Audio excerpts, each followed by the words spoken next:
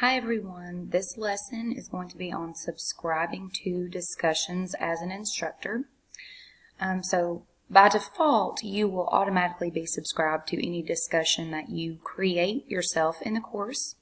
And being subscribed to a discussion is going to allow you to be notified when new comments are posted under that topic. But because we imported course content from another course, we must manually subscribe to those discussion posts that were created by another teacher, which was myself. So I'm going to show you guys how to manually subscribe to discussions so that you will be notified of posts today.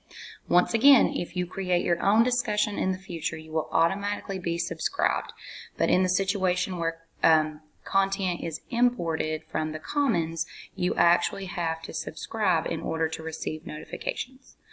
So we're going to go into our course.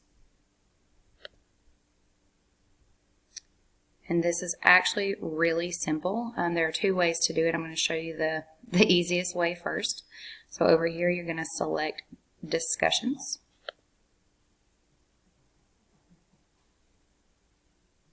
Okay, so it should load all the discussions that were in the Canvas content that you imported from the Commons.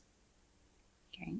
So what you'll see here is the screen check means it's published, which is good. We want everything published. Our students can't see it.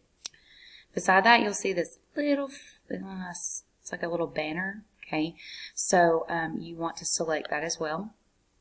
It will turn from white to green, which means you are now subscribed to that discussion. So you'll want to subscribe to each of these discussions in order to receive notifications once your students have contributed to those discussion posts. So just go through and click all of the little flags. So make sure they all turn green. And that's all you need to do is make sure that all of those flags are green. So once again, this is the easiest way to subscribe to discussion posts that are imported.